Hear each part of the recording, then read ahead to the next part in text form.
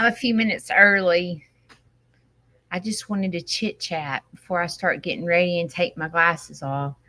Um, hey, Kim. Kim, that's sweet of you to say that. I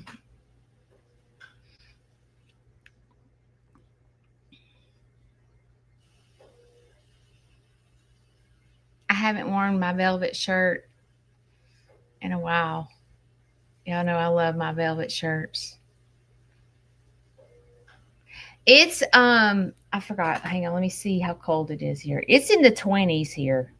I know that. Uh it's 29 degrees here and it says it feels like it's 19. But I'm not complaining because I know other people in other places have it a lot worse than me. So I cannot sit here and complain after some of you guys have been sending me pictures and videos of what it's like, or I see you post on Facebook that you've fallen in the snow or there's ice. And I'm like, I am not complaining because there are so many more people that have it worse than me. So, um, I thought our winter was kind of over with the last snowstorm. You know, it's supposed to snow here Wednesday. So crazy. Oh my gosh. Yeah, let me see what it says about Wednesday while we're waiting on Facebook's not here yet, which is odd.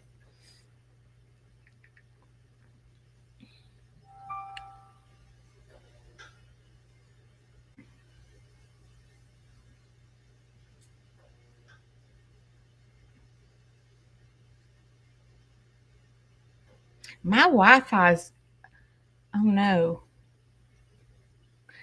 My Wi-Fi's not working good. I hope can y'all see me and hear me fine?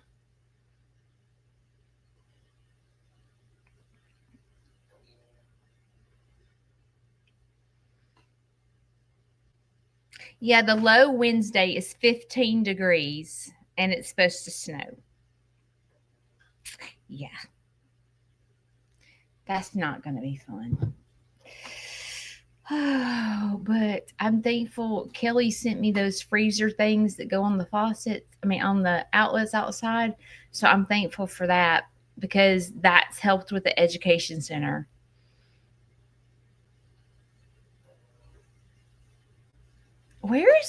There's nobody from Facebook. Oh, I'll be so glad when it's spring. Oh my gosh. I know y'all will too.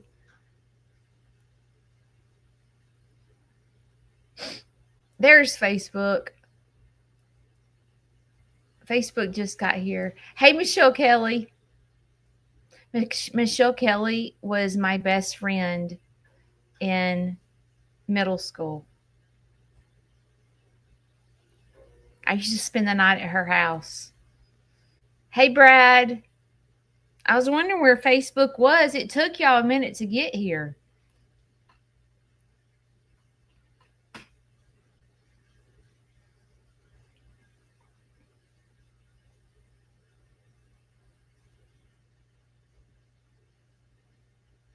Well, yesterday, I know that people on Facebook saw my farm yesterday.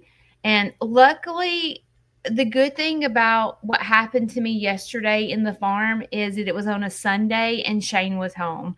And I asked Shane, I said, can you imagine if I walked out there like on a Monday or a weekday when Shane had to go to work and a tree had knocked our fence over where the animals could get out? What would I have done? So I'm very grateful that it happened on a Sunday. I wouldn't have been able. So for the people on YouTube, my run was in the middle of the yard. I wouldn't have been able to do all that by myself. A tree fell in the big farm animals and hit my fence. So, like, I could not have done that by myself if it was on a weekday and Shane had to go to work.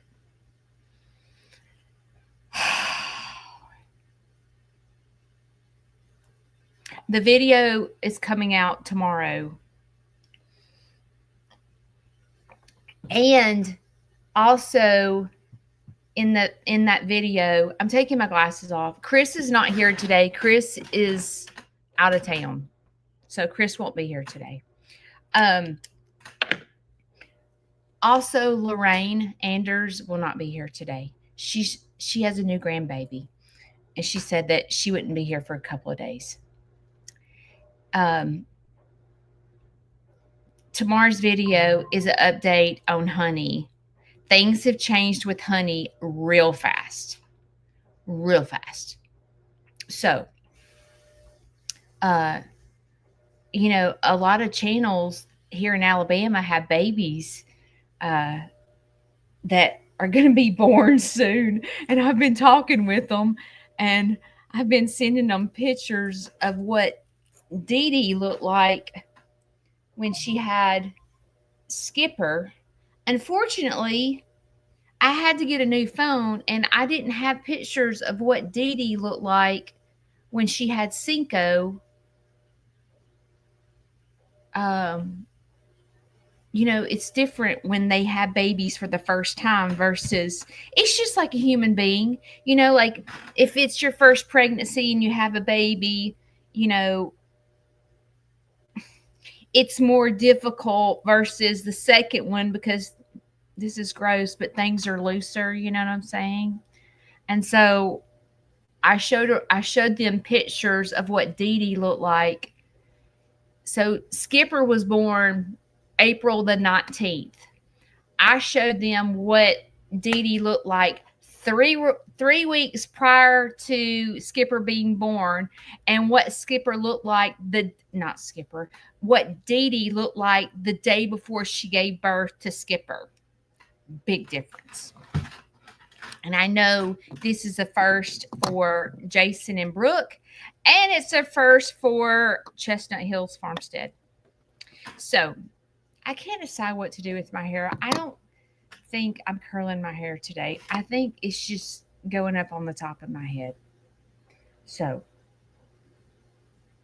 do I want to curl my hair today? Okay, I'll. Decisions. I'll put on my makeup first and then decide what I want to do with my hair. So yeah, I'll just show y'all real quick. I got this stuff on my face, but I'm going to show y'all real quick so that you have an idea. So when you watch their videos, and this is, if you're following a farm, you're going to see tutus and you're going to see swelling and all that stuff. Okay. So this is Dee Dee 3 weeks before Skipper was born. You see, she has milk, but she's not like a full sack yet. So 3 weeks prior to having Skipper, she has milk. And a lot of times people think, oh my gosh, she's getting milk. It's going to be any day now. No, it's not. You still have time. Okay, so that was 3 weeks prior to delivery. This is the day before delivery. Okay, her tutu is swelled up like nobody's business. But if you look at her milk, she does not have a full sack yet. This was the day before. Okay? It looks like a head is about to pop out any second. But her sack, her milk is not full. See? Look at her milk. It's not full. Okay. This is the day Skipper was born. Look at her milk. See? You see the difference? I wish I had a picture. Hey, look. You see how her teats are like standing straight and her milk is huge? That was the day she had Skipper. So in Dee Dee, there's a big difference. So when you're watching their videos, now you know what to look for. Okay. And a lot of times when you're a new cow mom or dad and you've not experienced babies before, um, you know, you think they're starting to get milk and you think, oh, this is it. And it's not it. It's not it at all. And like with a goat, it seems like they get their milk. I'm about to sneeze.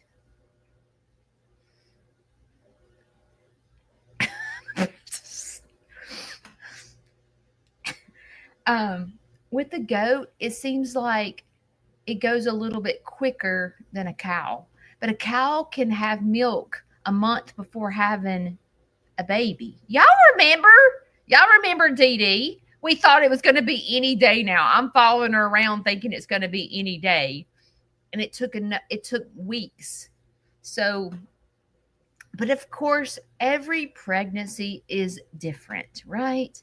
Every pregnancy is different. So, what happened to Dee Dee may not happen to Tater or may not happen to Cinco, but I feel like in my experience, I've been through this twice, going on the third time, and cows don't really get in a hurry of having a baby. Just saying. Just saying. Um, okay. Let's switch the tone to mental health. Last week, I had an appointment with my counselor twice because I was not good last week. I'm just going to be honest. I was not in a good place.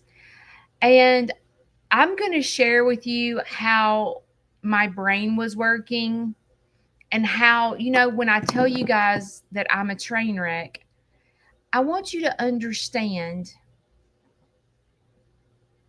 that when I go live on Mondays and Wednesdays and I talk to you about mental health, it appears that I'm really strong. And I'm not saying that I'm not strong, but I can't maintain strongness, okay? I cannot. I'm no different from you. So a lot of times people think I have it all together, and I don't always have it together. I make a lot of mistakes. I don't practice what I preach all the time. I'm human. I'm just like you. I'm no different. And last week, or was it the week before? Okay. So what happened was I received a phone call from another petting zoo that I follow, that I know personally, that I've met in person, that I trust 100%. Okay. And he called me and he said, Judy, the USDA just left my farm and I need to let you know something. He said, Judy, if you have peacocks and pheasants, you have to be USDA licensed. So I'm giving you a warning. And I was like, no way. Because normally to need a USDA license, it's usually an exotic animal, like a kangaroo, a camel. I think capybaras have to have a USDA license. It's not usually a farm animal or a peacock or a pheasant. And so he said this law took place last year. He said, I just want to give you a heads up.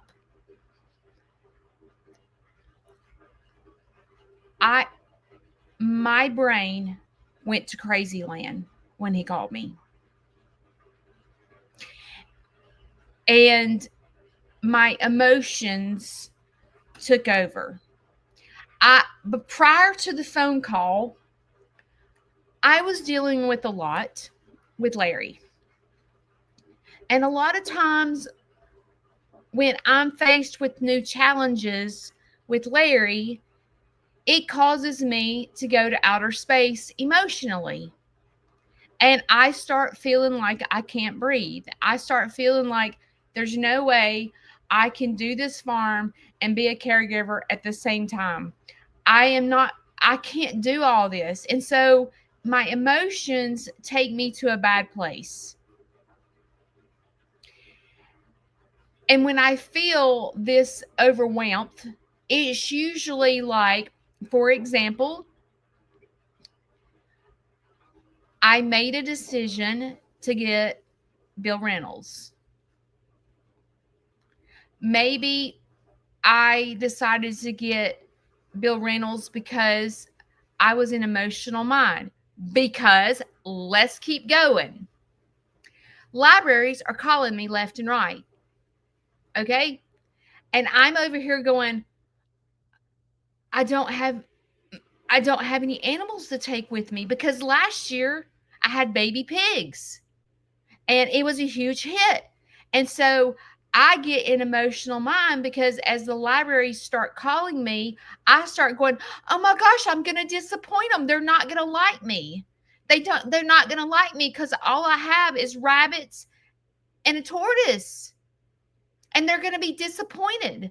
So then I get an emotional mind and I start panicking going, I, I need a new animal to take with me. And so then when I'm in emotional mind going, no one's going to like me. I'm going to be standing in front of 100 people and the kids are going to be disappointed and the parents are going to wish that they didn't even bring their kids to the library.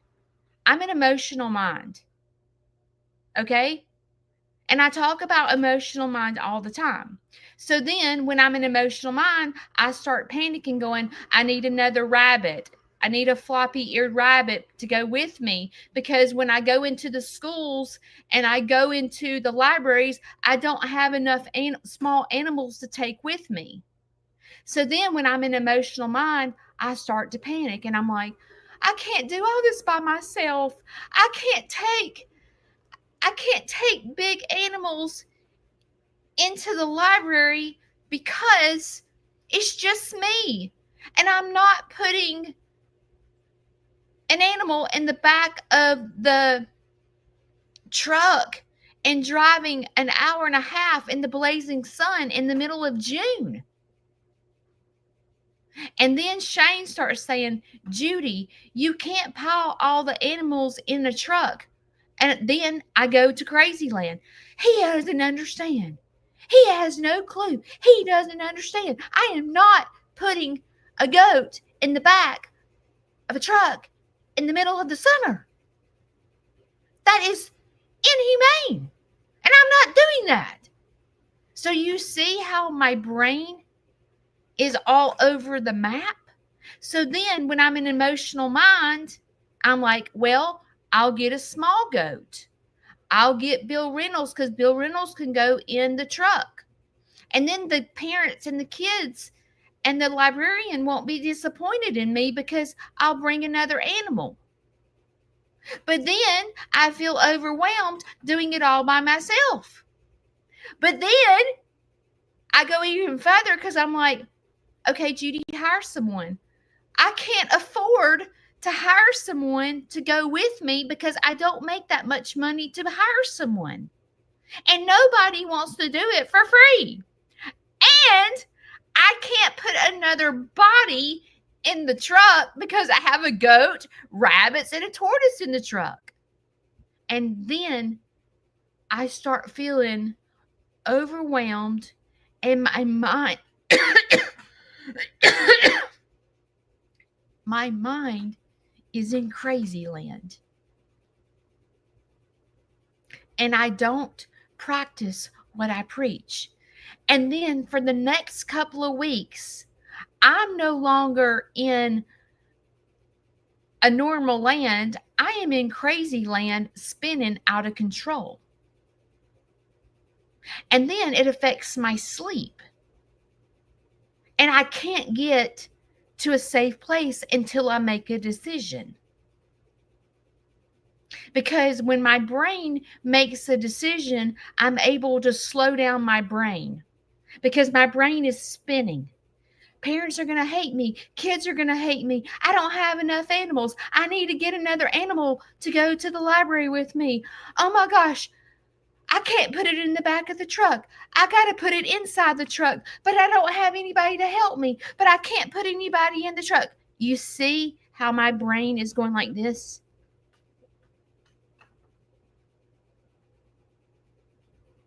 And then when I'm doing that, I have to make a decision to get my brain to stop. So the decisions I'm making are in emotional mind and they're not thought out. I do this all the time. So that was my brain before I received the phone call. Hey, Judy, did you know you have to have a USDA license when you have peacocks? So then I'm already in emotional mind from the library. Then I get an emotional mind with, oh my gosh, I have to have a USDA license. Oh my gosh, what if someone goes in my farm and I don't know, they get bit by an animal and then I get sued and then I don't have a USDA license? Oh my gosh, I'm going to have to close my farm. And my brain is an emotional mind for the next week. So then I have to make a decision to get my brain to stop. And I'm in emotional mind and I'm not making good decisions. So then to make a decision, I get on the phone with the USDA. If I can just get on the phone with the USDA, I can come to a decision.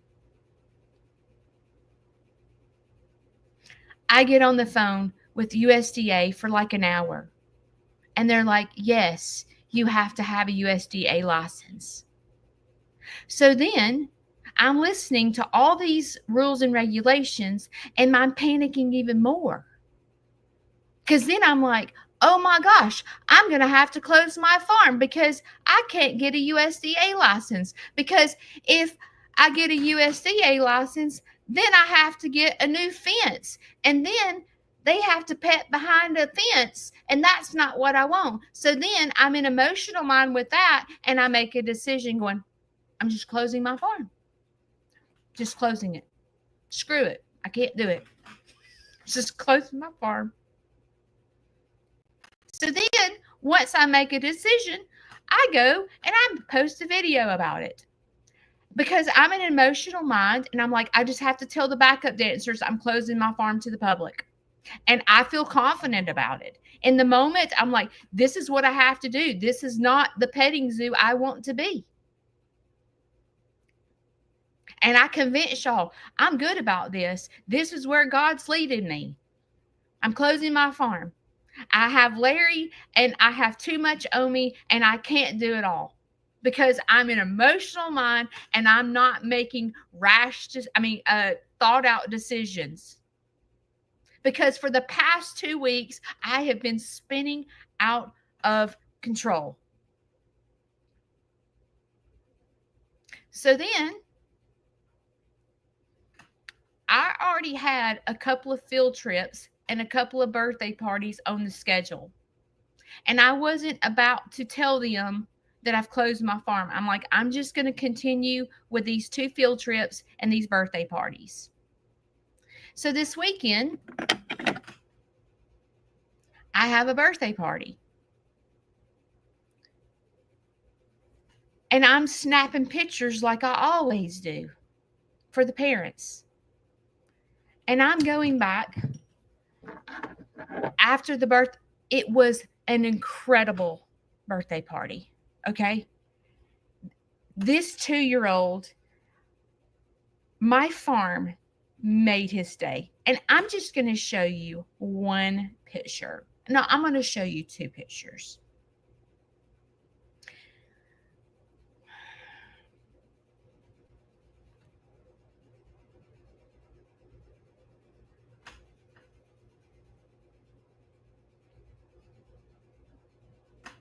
That's one.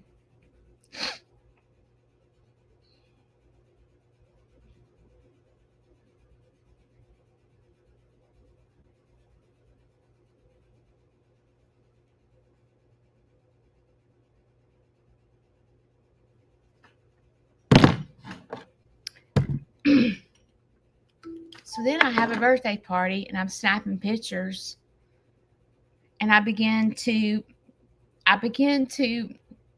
send the family the pictures of this 2-year-old, and I'm looking at this 2-year-old's face, and I'm like, I just closed my farm. And I'm like, oh my gosh, what have I done? What have I done?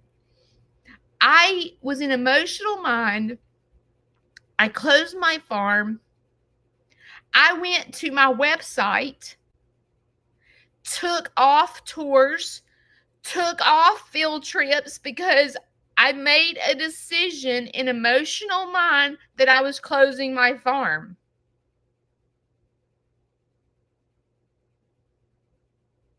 Because I was panicking. Over the past 2 weeks, I've been spinning out of control. So when y'all think your Aunt Judy has it all together, I don't. And the reason I talk about mental health is because I struggle myself. So I call my counselor and I'm like, I have messed up. I don't know what I'm doing. My brain is not slowing down. I am not sleeping and I am sick and I need help. And she goes, Judy, tell me what's wrong with you. Tell me, you've had enough counseling. Where is my, oh, you've had enough counseling to tell me what is happening to you. And I said, I'm in emotional mind. And she goes, what happens when you're in emotional mind? I'm like, I make stupid decisions. Okay, maybe you can't relate to me because it is a little overwhelming when I tell you how my brain is working. So let me say this. Maybe you can relate to me in this situation. Your husband or your wife makes you mad, and you're about to chew nails. You're so mad at that person, okay? Or whoever, your spouse, your friend, your sister, your brother. They totally tick you off, okay?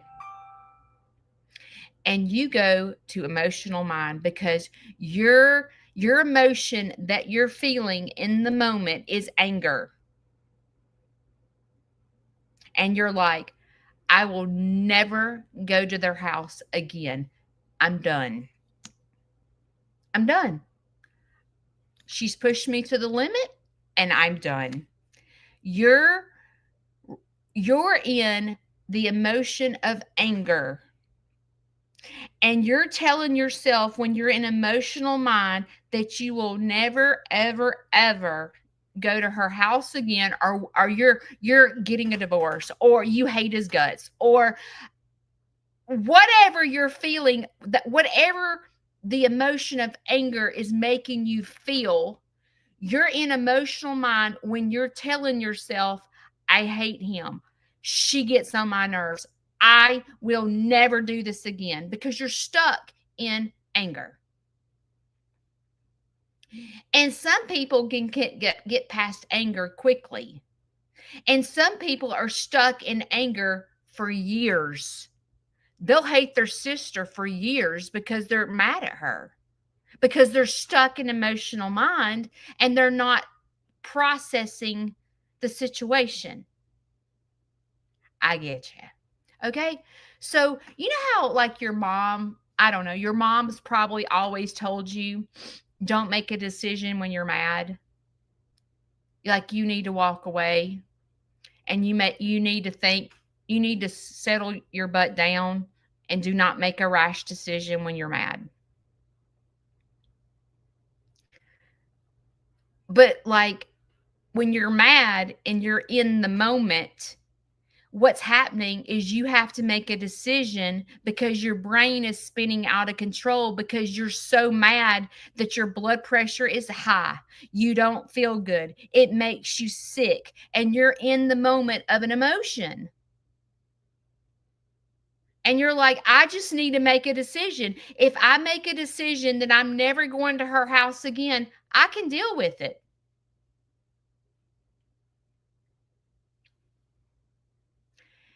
That's what I'm doing too. It's just that the emotion that I'm feeling is not anger.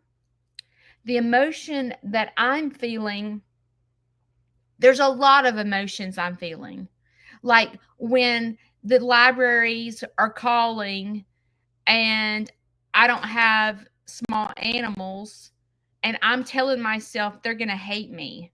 I'm not going to be good enough. I'm feeling an emotion of not measuring up. And I'm telling myself the parents are not going to like me. The kids are going to think I'm boring. The librarian will never call me again. I'm telling myself that because I'm in an emotion that I don't measure up.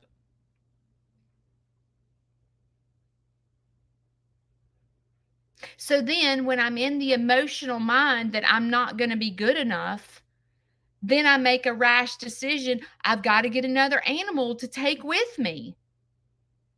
And in the moment, I go get Bill Reynolds. I got another rabbit. It's not here yet, but the floppy ear rabbit that I wanted, I got it because I needed animals to go with me into the school, and I needed animals to go with me to the library because they weren't going to like me. They weren't going to like me.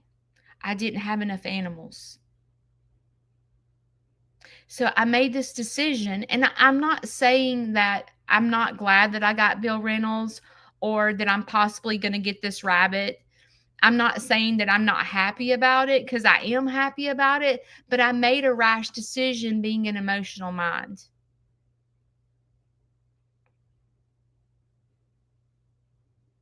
So when I was talking to my doctor, she said, Judy, you have a whole book on emotional mind. Why are you not practicing it?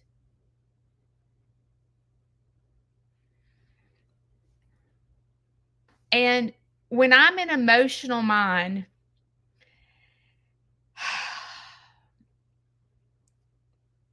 like let's say that Shane does something to make me mad.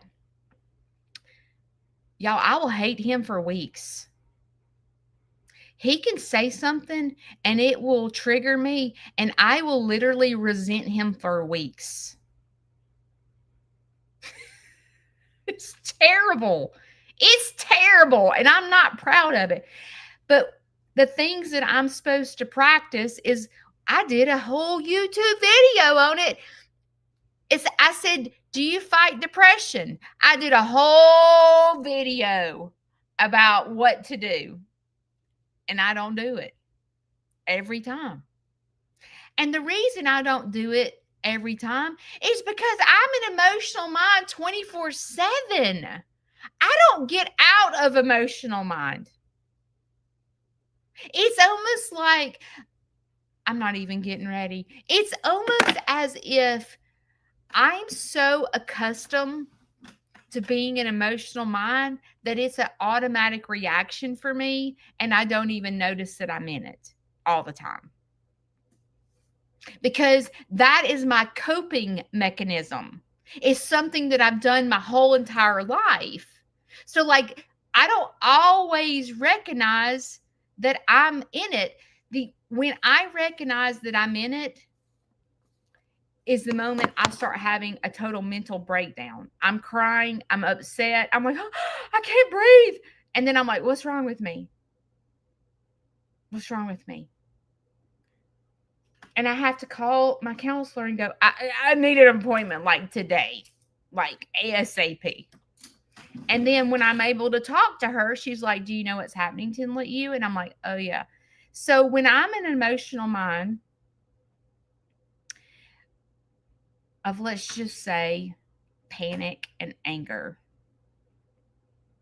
Shane triggers me. He I'm not first in his life. He could care two craps about me. I start telling myself that. He don't care about me. I don't even know why he's married to me. And I will be stuck in a week. She was like, what should you do when you get an emotional mind like that? And it's embarrassing to me. But I'm supposed to go I'm supposed to put a cold pack on my head. And I'm like, what am I going to do? Like, Shane pisses me off, and I'm like, excuse me, I need to go get my cold pack. You know what I'm saying? I'm like, it feels stupid. It feels elementary that I need a cold pack for my head. And I said, so what am and I said this to her. I said, every bit of this. So he triggers me. I'm supposed to immediately go to the I have cold packs in the freezer. So I'm supposed to, he pisses me off. I go to emotional mind. I'm supposed to walk to the freezer and lay in the bed and put a cold pack on my head. And Shane's going to walk in the door and go, you got a headache? Why do you have a cold pack on your head? Because you piss me off. That's why. And so it embarrasses me that I can't control my emotions and I need to put a cold pack on my head. I would rather deal with it in silence. In other words, y'all watch this miracle of my powder. Of course, I cried a little bit, so I have some dark circles under my eyes. So if you're wondering if this covers up dark circles, you tell me.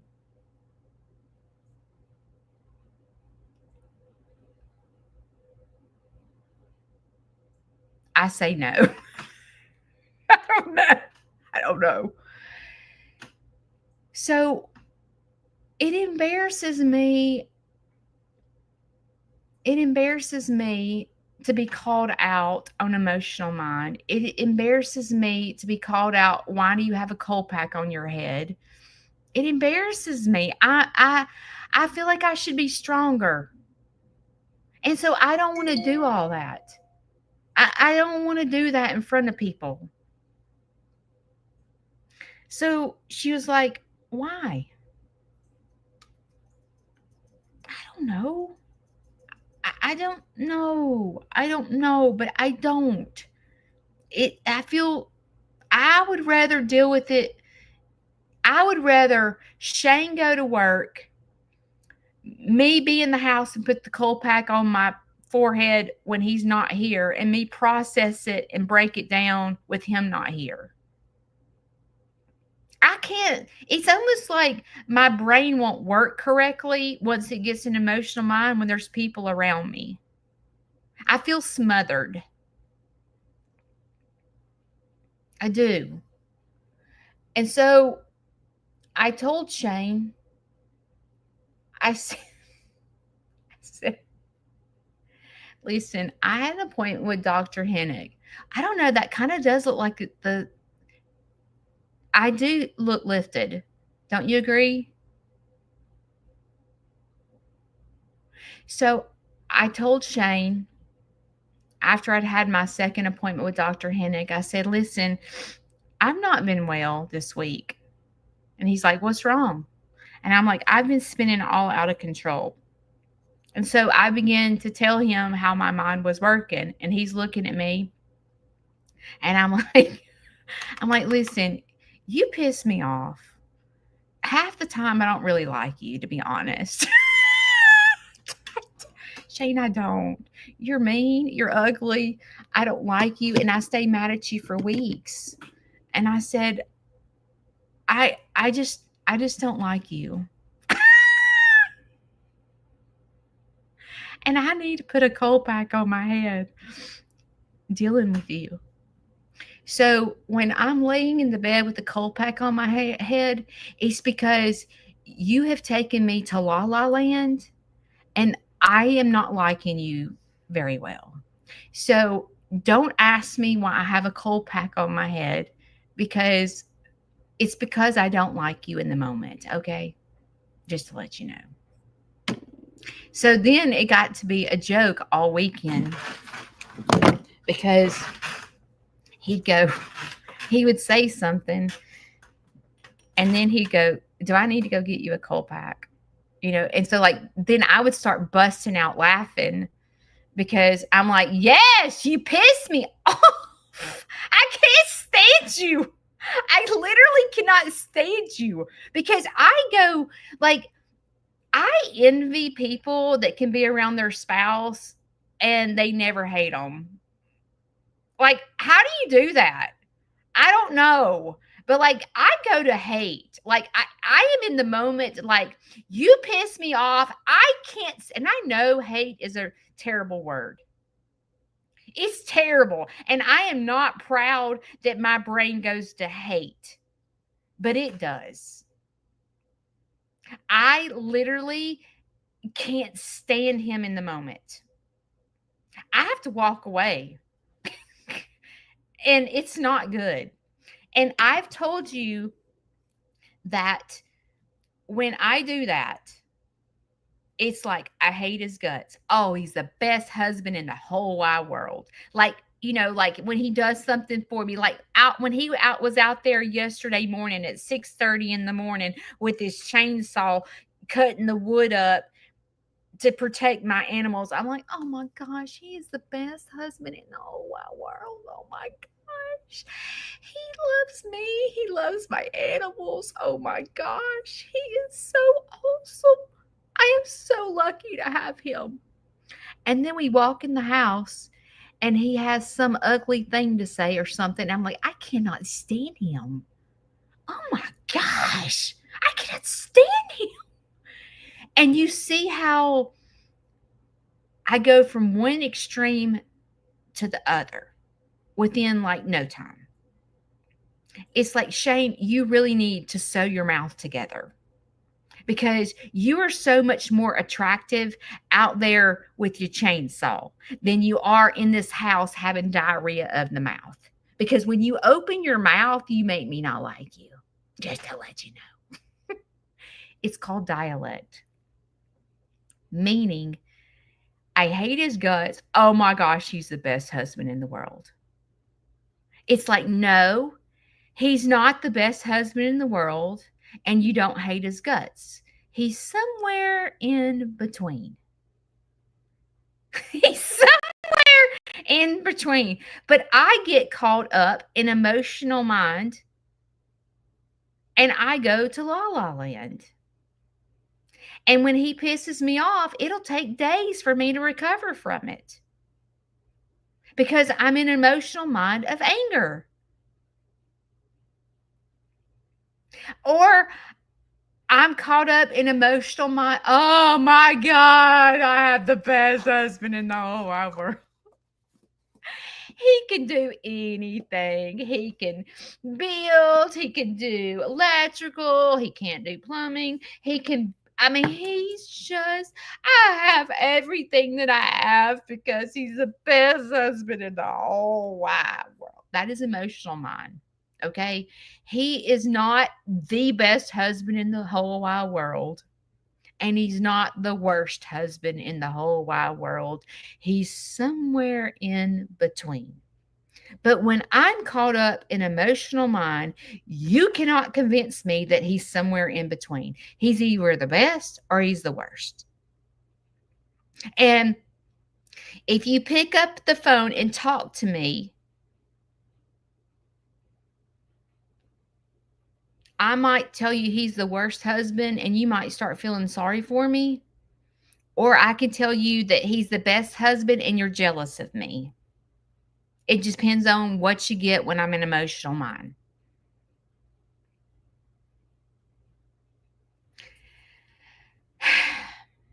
So, when I was talking to my counselor this week, I was telling her that I am caught up in emotional mind with my farm.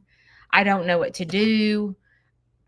I've created this huge ordeal. I've gone to my website. I've shut everything down. I've already told all the backup dancers. I've closed my farm and I don't know what to do. And she was like, "Okay, let's stop. Let's stop and let's not make any decisions because now I want to fix everything. Now I want to go, hey, y'all, listen, I'm going to open my farm back up." And see, making that decision is caught up in emotional mind because I had a birthday party this weekend. I see this 2-year-old smiling ear to ear. This family is in love with my farm. People are calling me going, "Can I come to your farm?" Yes. I'm caught up in emotional mind that this is what I should do because look at the smile on this 2-year-old's face. And if I make a decision and say, "Okay, I've jacked up, my farm is open again." I am caught up in emotional mind making rash decisions. I'm closing my farm, I'm opening my farm. I'm closing my farm, I am caught up in emotional mind. And my doctor was like, "We're not making any decision. Just pause." Pause does not feel good to me. When I am in emotional mind, pause does not feel all warm and fuzzy inside my belly. Because when I'm caught up in emotional mind, I need to make a quick decision to stop my brain. My brain won't stop. I can't pause it.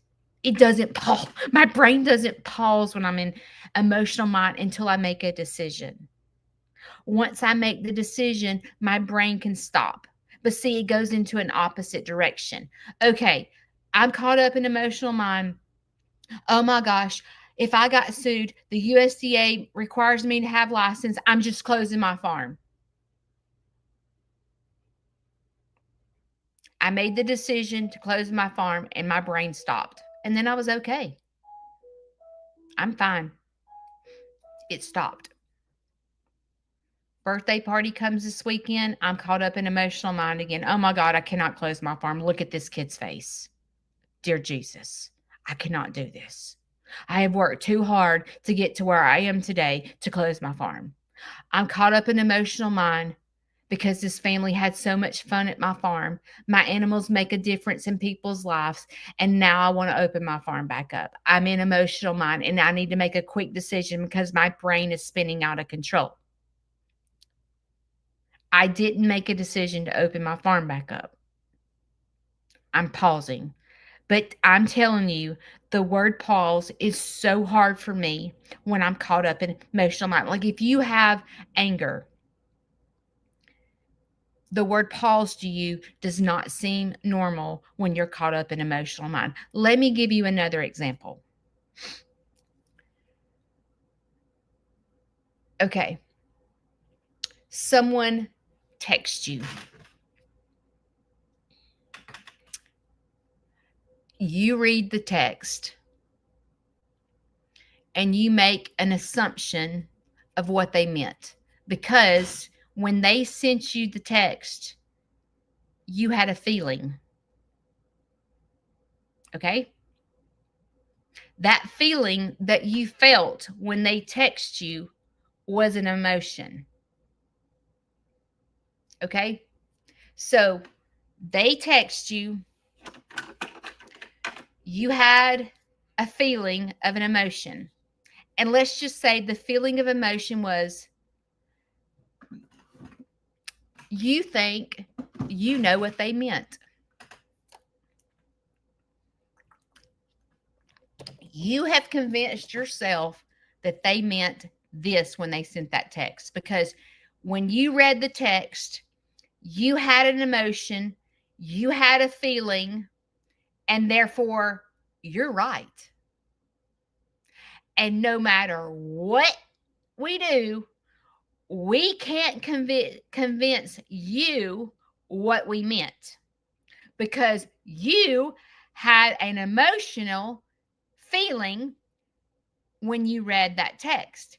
And you've convinced yourself that you know exactly what that person meant. So then you read the text, you had an emotion, and you're caught up in emotional mind because you believe you're right. And there's no convincing you that you're not right. I know what my kid meant. I raised him. When he texts me, he meant this, and I am pissed off. So then you fire back, and you're not nice, let's just say. And then your kid calls you on the phone and went, Mom, that's not what I meant. Oh, yes, it was. I'm not stupid. I read what you said. You're caught up in an emotion that you felt through a text. And if you felt that way, there's no convincing you that they meant something else because you're right. And when the other person calls you on the phone and says, that's not what I meant, that's what you said. That's what you said.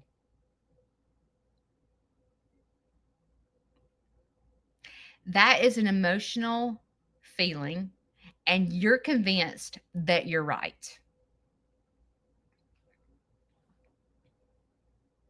And you're not going to give the other person a chance to explain themselves because you read it, you interpreted it, you felt it, you're right. Doesn't matter what they say because you're right. Have you ever done that? That is emotional mind. You convinced yourself that you're right, and you don't open your mind to give someone a chance to explain themselves because you're right. You're right. And you're not going to convince me what you said is something that you meant something different because I'm right. That is emotional mind. That is, I read this, I feel this way, therefore I'm right.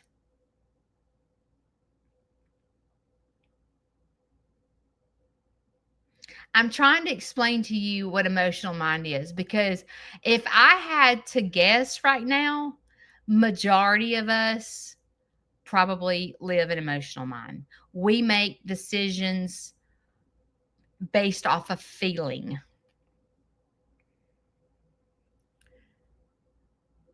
And unfortunately, a feeling, if you feel a certain way, that doesn't mean you're wrong. Like that text caused you to feel like you were being threatened.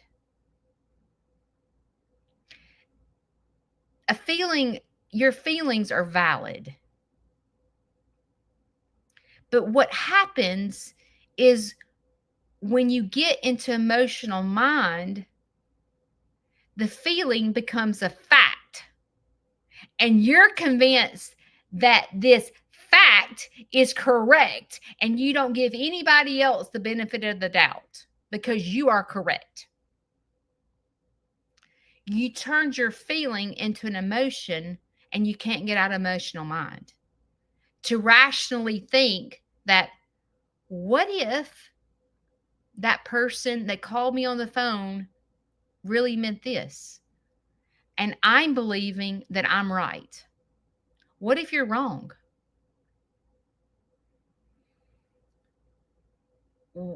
What if you're wrong? But when you're in emotional mind, no one can convince you that you are wrong. Just like there's no way when I'm caught up in emotional mind, the parents aren't going to like me. The school's not going to like me because I don't have a baby pig, or they're going to hate me and I'm going to get up there and embarrass myself. So I've got to go get another animal right now because they're going to hate me. And I get on the phone and I say, Shane, I got a new goat today. What?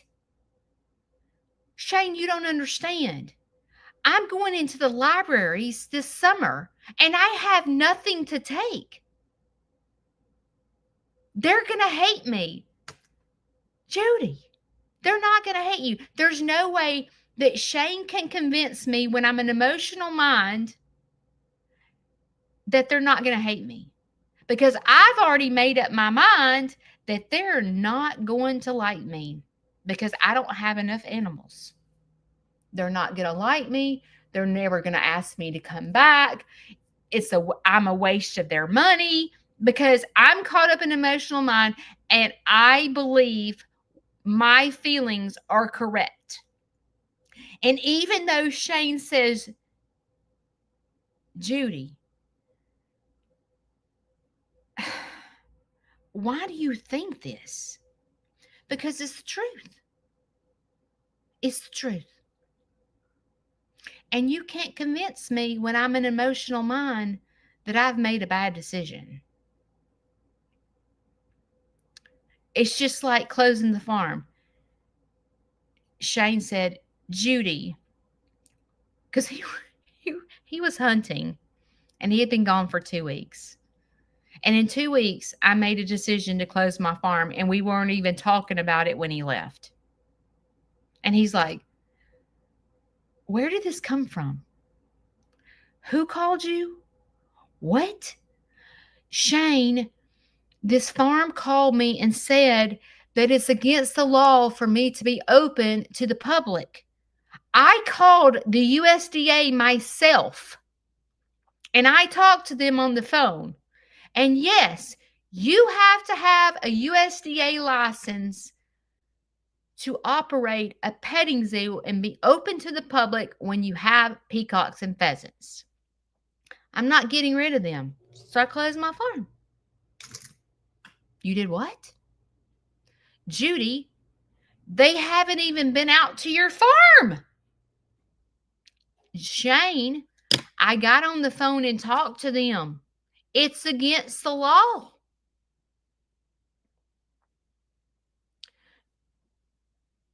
Judy, don't you think it would have been good to have someone come in person to look at your farm and look what you do and then make a determination that you're going to close your farm and it's against the law? No, I talked to him on the phone. I literally called the USDA and talked to them for like 45 minutes to an hour on the telephone.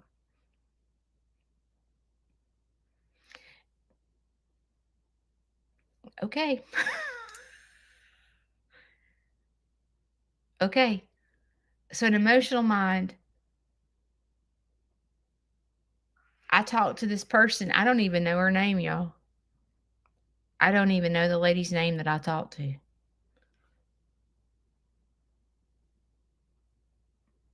Because all I kept seeing was I'm doing something that's against the law, and I'm not about to do something that's against the law, Shane.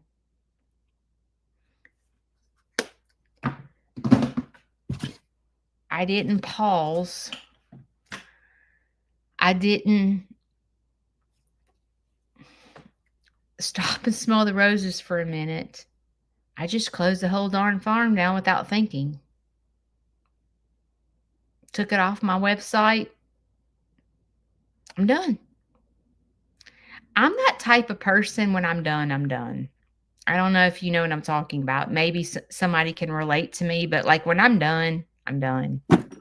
I'll take it and take it and take it, but when I'm done, and I never turn my head. I don't know if that's strong-willed.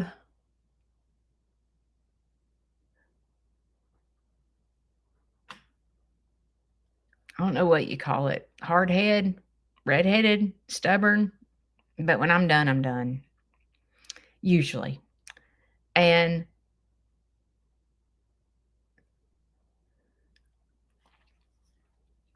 I've been stuck in emotional mind for a while now.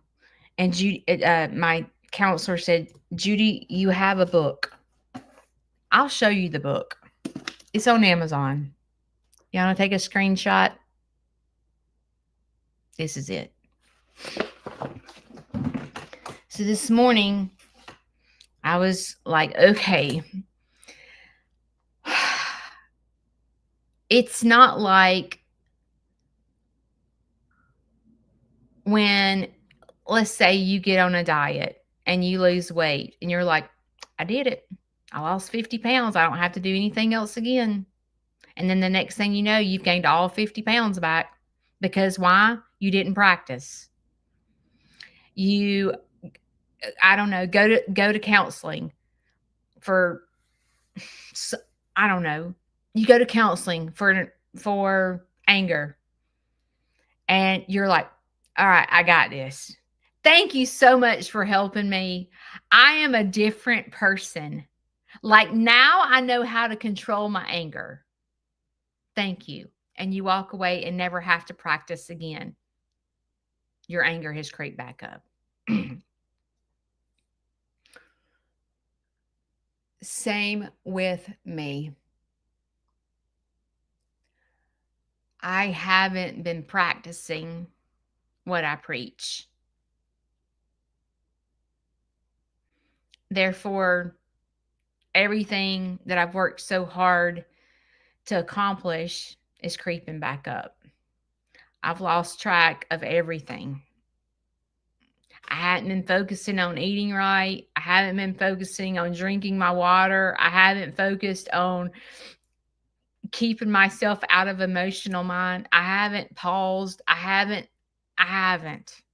I might do it for a day,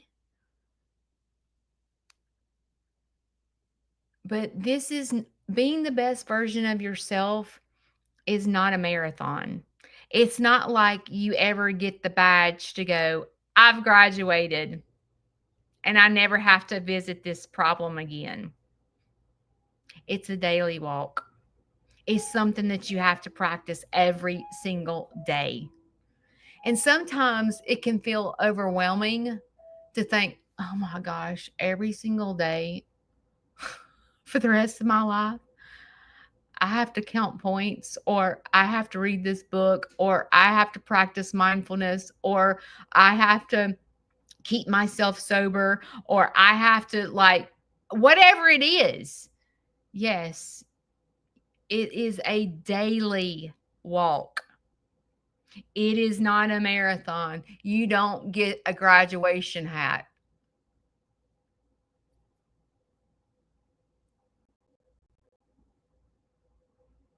Don't you wish you could just go, okay, tell me what to do. I will do it for if it takes a year for me to recover. Okay, I will literally go to sober living and I will go to these meetings and I will do everything I can.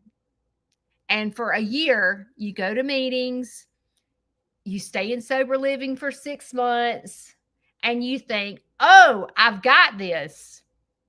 And you walk away and you get back into the world. And in the world, you go to work, you have stress, life is hard, you go through a divorce, all the crap, whatever you go through, I don't know. And guess what? If you do not continue to exercise the same things that you exercised in sober living and in those meetings, it will creep back up because it's an addiction. Emotional mind for me is an addiction. It's where I go. I've done it my whole life, and it's almost like I don't know how to not do it. It's terrible. And I get in emotional mind without realizing I'm in emotional mind, just like an alcoholic. Oh, I've got this. 1 or 2 drinks is not going to hurt me as long as I don't get drunk. I can manage this. I'm going out with my friends. It's New Year's Eve. I need 1 or 2 drinks. It's embarrassing to go to a bar and not drink. It's embarrassing. It's embarrassing to be with I'm talking from an alcoholic standpoint.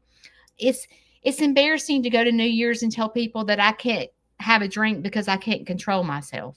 So therefore, I'm going to sit here and I'm just going to have one drink so that I don't embarrass myself and sit here and try to pretend like, I have to not drink because I'm an alcoholic.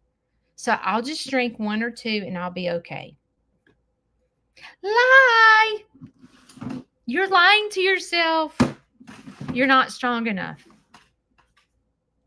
You're not strong enough. When you're an alcoholic, you have to be sober completely. It's not like you can, and maybe you could take one or two drinks and it not affect you, but at some point it's going to creep back up. When you have,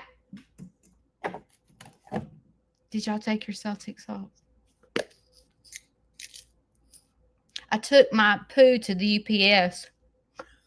I tell y'all.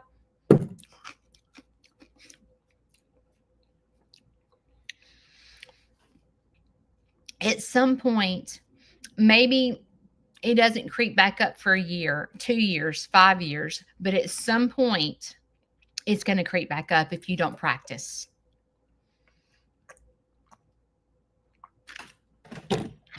Thank you, Diane. Did I forget? My hair looks ridiculous. I don't care, though. I'm not in the mood today. Oh, shoot. I hope today that I said something that hits home with you, and I hope it triggers you to practice.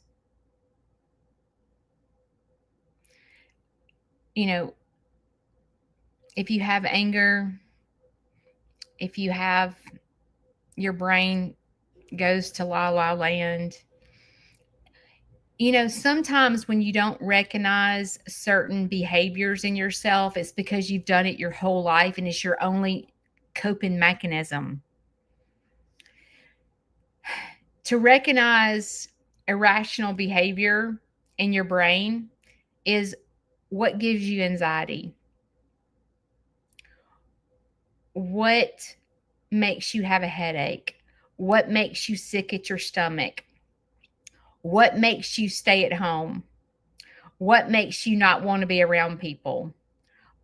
All those things that causes distress. Those are things that you probably need to focus on because they're behaviors that you've done your whole life that causes stress and anxiety and a headache and all those things, makes your neck hurt, shoulders hurt, all the things that you do, makes you sick at your stomach.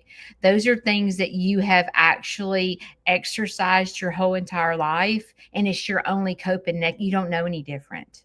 But believe it or not, you have the power and control to change those behaviors. You can replace those bad behaviors with something good. It just takes practice. So don't be like your Aunt Judy and don't practice, because what will happen is they'll creep back up and then you're going to embarrass yourself because people are going to start catching on to, oh God, she's an emotional mind. She's an emotional mind. And the reason people notice it is because I openly talk about it. I do not like to be called out on it, just to let you know. So do not text me and go, Judy, I think you're an emotional mind. Do not ever do that to me. You'll trigger me, and I hate it. It embarrasses me. Let me talk about it myself because I'll point it out. But I talk about these things. I talk about these embarrassing things because number one, it helps me to talk about it. But number two, I talk about it because I know I'm not alone. I know there's a lot of people that are here that suffer too. And I feel like when you openly talk about it, um, it's a step in the right direction. It's almost like admitting that you have a problem. I am. I'm admitting that I call myself a train wreck. My doctor does not like me to call myself a train wreck, but I feel like I'm a train wreck. I do. I tell you every morning I wake up and I'm a train wreck.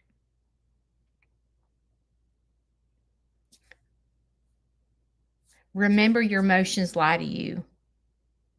A feeling is valid, but when it turns into this emotion that it causes you to do things that are not, they're kind of crazy, and you may not recognize it. Maybe some things that I said today, you're like, oh Lord, I do that.